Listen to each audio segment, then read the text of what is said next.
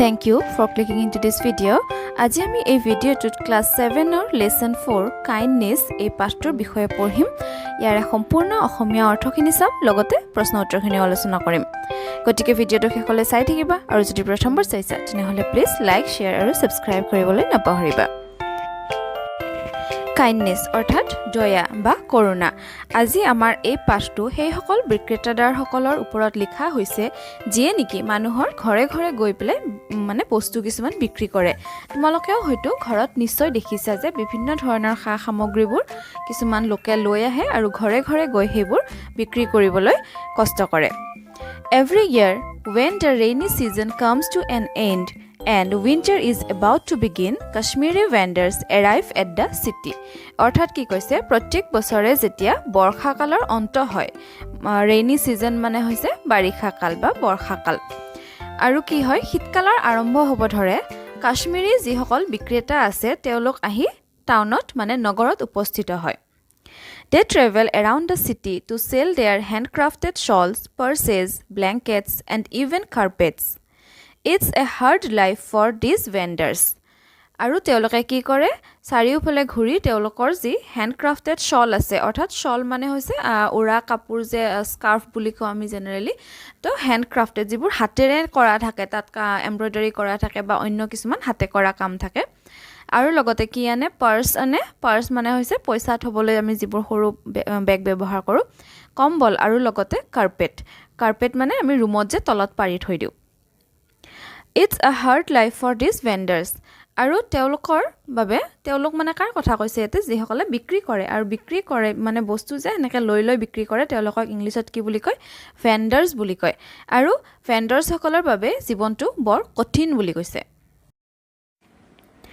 Their hardship does not end with their long journey from Kashmir to the city. তেওঁলোকৰ দুখ কষ্ট সেই কাশ্মীৰৰ পৰা টাউনলৈ আহোঁতে যি দীঘলীয়া যাত্ৰা হয় সেয়ে শেষ নহয়। In fact, it is just the beginning. আচলতে এয়া আৰম্ভণিহে। They stay at cheap hotels and roam around the city streets all day. তেওঁলোকে সস্তীয়া হোটেলত থাকে আৰু গোটেই দিনটো নগৰত ঘূৰি ফুৰে। They are bent with the load on their backs. আৰু তেওঁলোকে কি কৰে পিঠিত বেকা হৈ পেলাই বোজা লৈ ফুৰে। Shouting their where they look for buyers. আৰু তেওঁলোকৰ কাষ্টমাৰসকলক চিঞৰি মাতি তেওঁলোকে আগবাঢ়ি যায়। I would have never known all this if it were not for a chance meeting with a couple of Kashmiri vendors at my brother-in-law's house.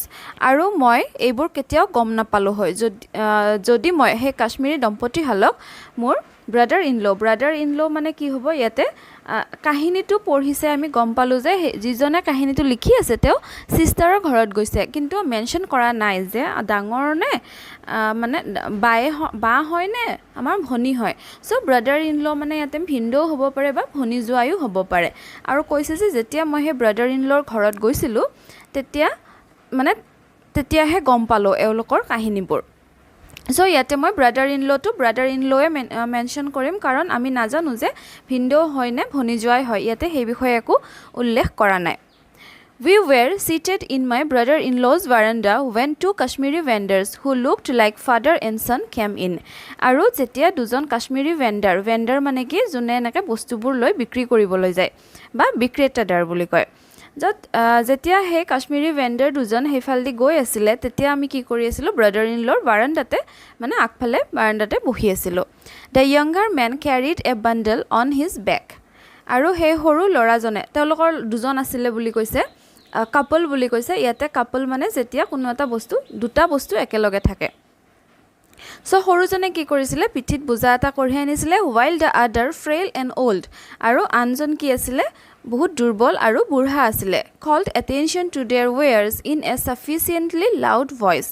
Kashmiri shawls. আৰু তেনেকৈ সেই দুজন বিক্ৰেতাদাৰে কি কৰিলে তেওঁলোকে গ'ল আৰু গৈ পেলাই নিজৰ যি গ্ৰাহক আছে বা যি কাষ্টমাৰ আছে তেওঁলোকক মাতিবলৈ বা ক'বলৈ আৰম্ভ কৰিলে চিঞৰি sufficiently loud মানে শুনাকে আৰু ভালদৰে শুনাকে কি ক'ব ধৰিলে কাশ্মীৰী শল তেনেকৈ কৈ তেওঁলোকে যাব ধৰিলে। I was surprised when my brother-in-law called the vendors in. মই আচৰিত হৈ গৈছিলোঁ যেতিয়া মোৰ brother-in-law সেই বিক্ৰেতাসকলক ভিতৰলৈ মাতিছিল. I was sure that he needed nothing from them. আৰু মই নিশ্চিত আছিলোঁ যে মোৰ brother-in-lawক তেওঁলোকৰ পৰা একো দৰকাৰ হোৱা নাছিলে. But he began examining their shawls and short jackets. কিন্তু তেওঁলোকে যি বস্তুবোৰ আনিছিলে সেইবোৰ বৰ তন্নতন্নকৈ চাব ধৰিছিল.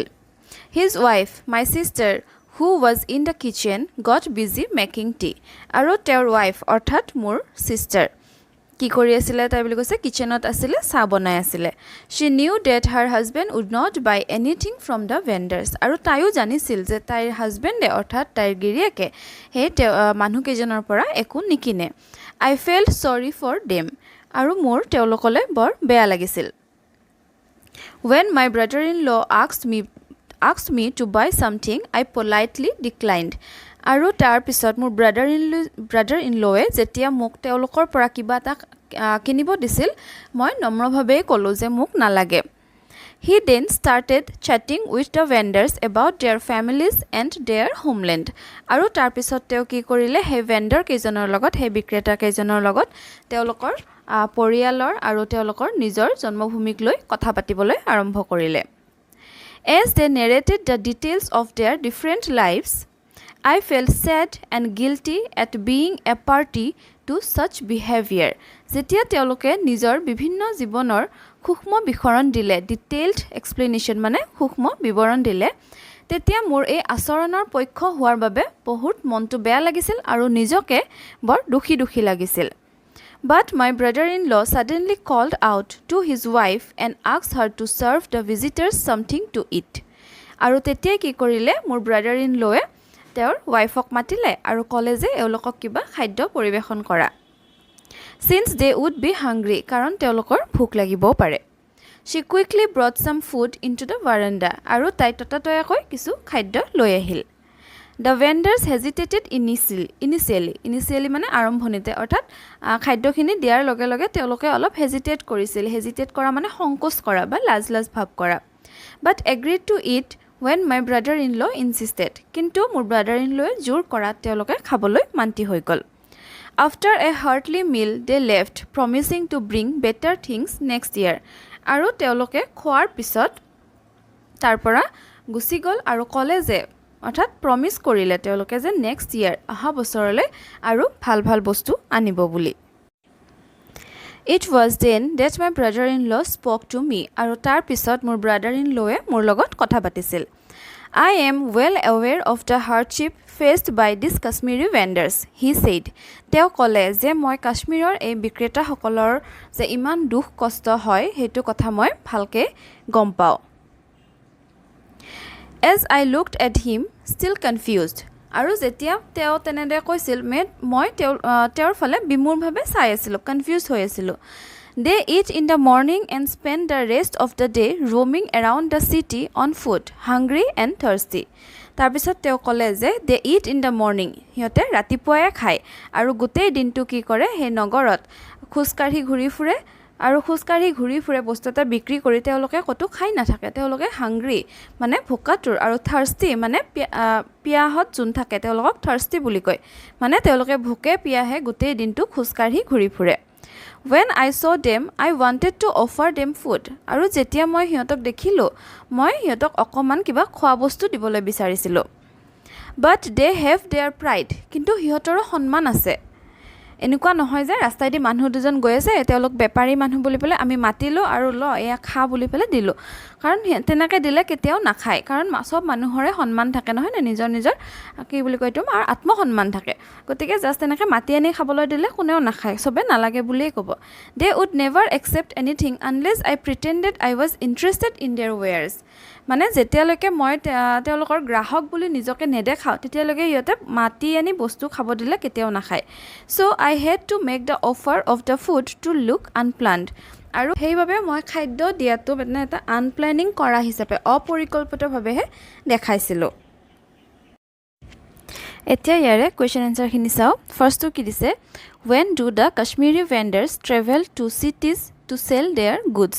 অৰ্থাৎ কাশ্মীৰী ভেণ্ডাৰ্ছবোৰ নগৰলৈ কেতিয়া বস্তু বিক্ৰী কৰিব আহে উত্তৰটো কি হ'ব at the beginning of winter season Kashmiri vendors travel to cities to sell their goods অৰ্থাৎ উইণ্টাৰ ছিজনৰ আৰম্ভণিত শীতকালৰ আৰম্ভণিত কাশ্মীৰী ভেণ্ডাৰসকলে তেওঁলোকৰ বস্তু বিক্ৰী কৰিবলৈ আহে next question Why is it a hard life for the Kashmiri vendors? Kashmiri vendors সকলৰ বাবে জীৱনটো কিয় কঠিন আছিলে Because it is a hard life for Kashmiri vendors. They have to travel long journey from Kashmir to the city. কাৰণ কাশ্মীৰৰ পৰা হে নগৰলৈ যাবলৈ এটা বহুত দীঘলীয়া যাত্ৰা তেওঁলোকে কৰিব লাগিছিল They stayed at cheap hotels and rooms around the city streets all day.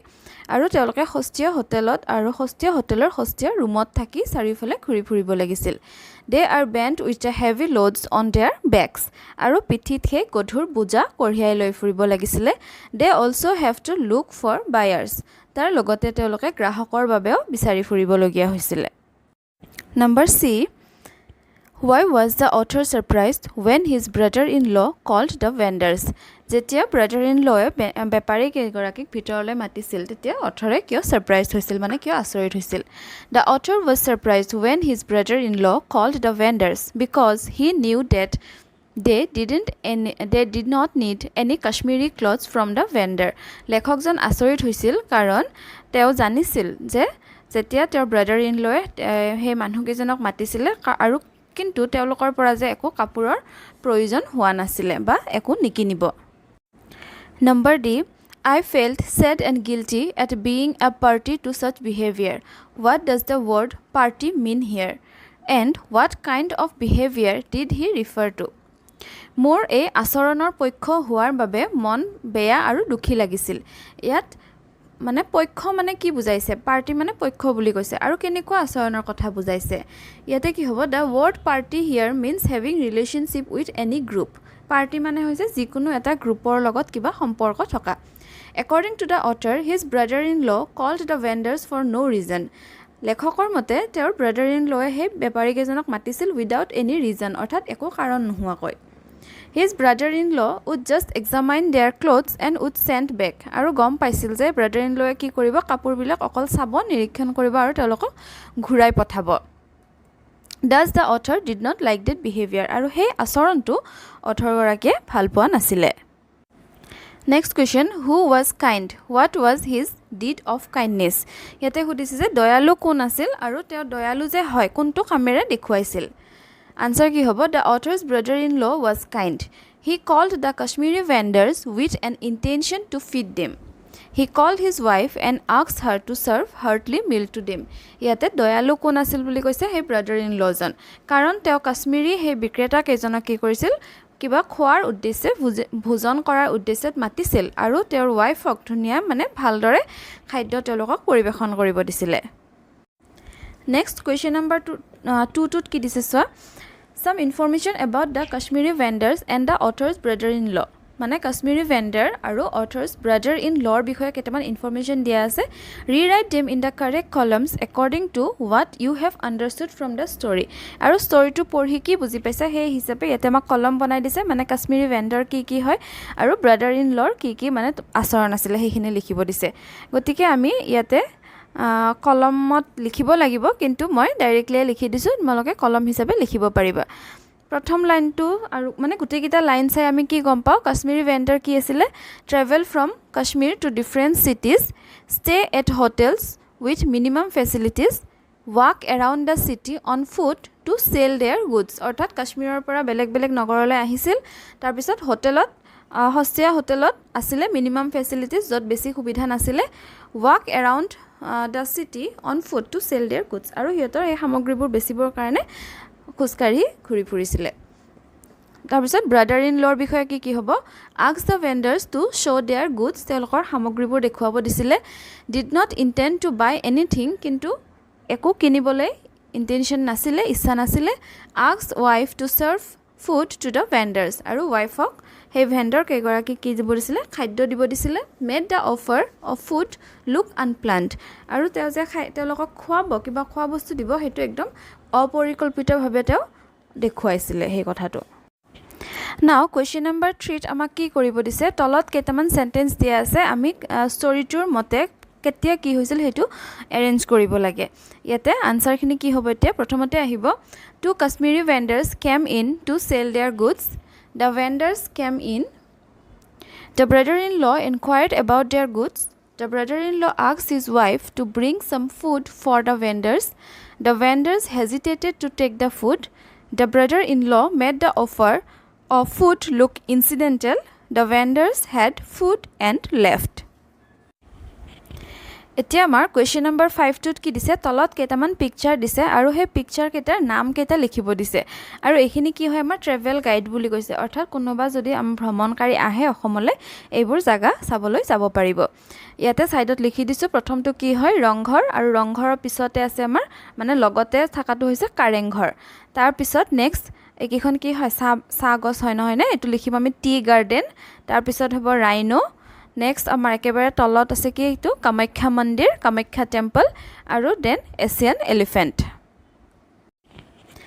Number 6 কি কৰিব দিছে আমাক ইয়াতে কিছুমান গ্ৰামাৰ প্ৰেক্টিছৰ কাৰণে দিছে আমি এটা এটাকে চাই যাও এটো আমাক অলৰেডি দিয়ে দিছে the wares belong to the Kashmiri vendors they are their wares next B the wares were carried on the back of the younger vendor he carried the wares on his back C to hobo ki the author's brother-in-law called out to the vendors he called them in to his house next D number the author was unhappy when the brother-in-law called the Kashmiri vendors he thought I do not want to buy anything and waste my money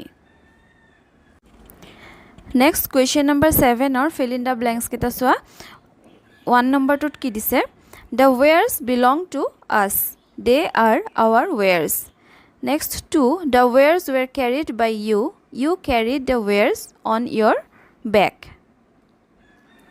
next number 3 I am writing a book it is your book the Kyrgyz are a proud people they are known for their pride we are from Assam is our state next question number 8 ot ki dise amak eta passage dise aru কি হৈছে Radha is telling her friend Rohit about her neighborhood অৰ্থাৎ ৰাধাই তাইৰ friend ৰোহিতক নিজৰ সুবুৰীৰ কথা কৈ আছে সুবুৰীটোৰ বা সুবুৰীসকলৰ কথা কৈ আছে in Radha's description all the words underlined and written in bold are determiners আৰু ৰাধাই নিজৰ হে ওচৰ সুবুৰীৰ কথাখিনি যিখিনি এক্সপ্লেইন কৰিছে সেইখিনি বোল্ড কৰি দিছে আৰু সেইবিলাক আটাইবিলাক কি হয় বলছে ডিটাৰমিনাৰ্স হয় এতে ডিটাৰমিনাৰ্সৰ বিষয়ে মই এটা ভিডিও বনাই থৈছো অলৰেডি প্লেলিষ্টত গলে ইংলিশ গ্ৰামাৰ ফৰ অল বুলি এটা প্লেলিষ্ট পাবা তাতে ডিটাৰমিনাৰ্সৰ বিষয়ে ইন ডিটেইলছ কৰি থোৱা আছে আৰু এতিয়া আমাৰ কিতাপত যিখিনি ফিল ইন দা ব্ল্যাঙ্কস কৰিব দিছে second প্যাৰাগ্ৰাফটোত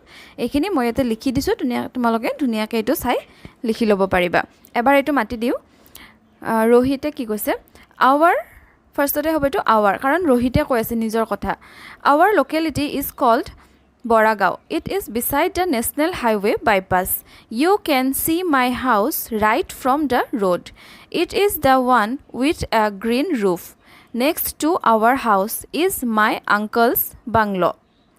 His roof is also green, but it has a red border. Every house in our lane has a beautiful garden with lots of flowers and big trees. My mother loves spending time tending to her favorite plants. She and our neighbors sometimes have garden competitions. My friends and I love these competitions because everyone decorates their houses and we all come together to clean the neighborhood. Now, question number 8 or B.